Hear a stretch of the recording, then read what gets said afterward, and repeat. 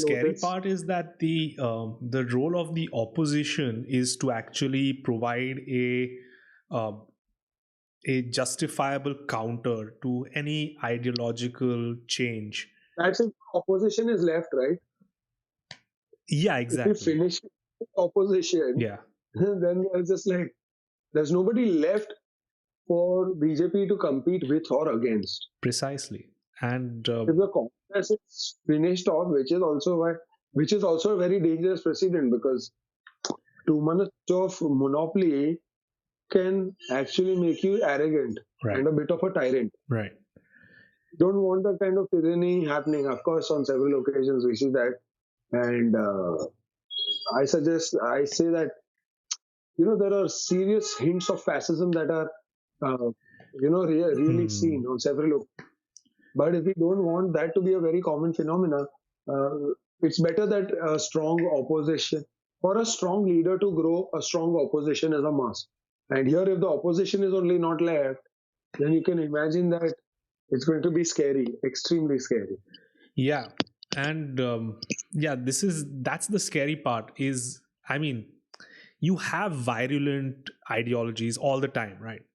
Yeah, You have yeah, like people who go extreme, but what actually moderates these groups of people is an opposite, or like an a conflicting thought, or another way to see the world, or another position that somebody else has, and that kind of helps moderate another extreme position. What is really concerning is what happens when one group is allowed free reign in one direction or the other. I don't think it's going to be a good thing. I think we suffered a lot in the 70s when it went extremely one way, right? When we went very left, and people are yeah. still burnt from that experience, and now we're kind of swinging very much to the right.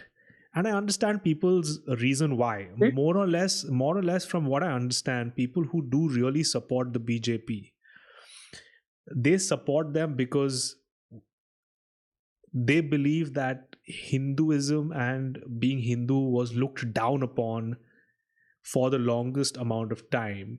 And now but they that is tied to communalism and causing unnecessary hatred amongst people, which is planted by the let me politicians. finish my thought.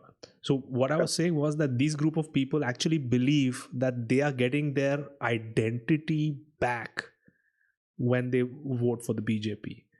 It's so there's a very strong ideological reason for them. It's because I'm good, right?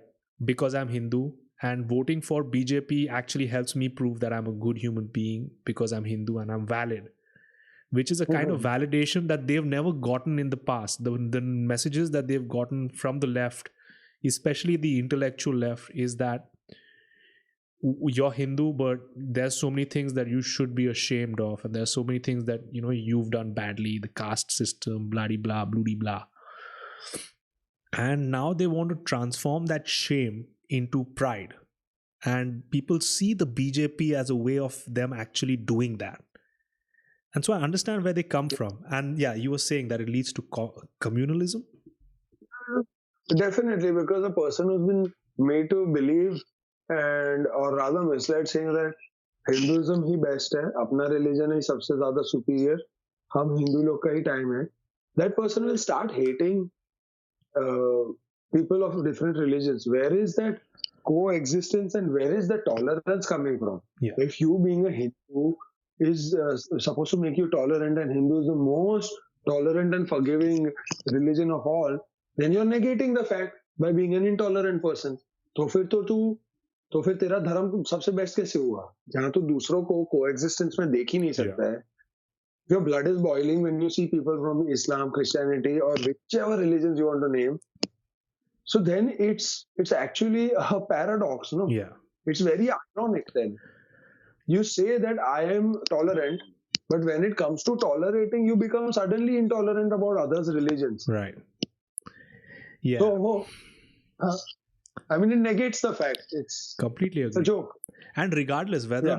whether or not somebody, even if they didn't, even if they were, if the a Hindu ideology is completely tolerant of all religions, right? It does not really make sense for me to base policy off of that.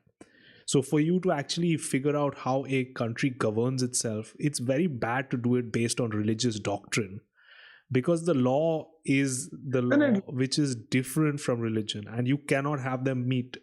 There are plenty of examples around the world where people have tried to Let, put religion and law together, and it's failed let's just miserably. put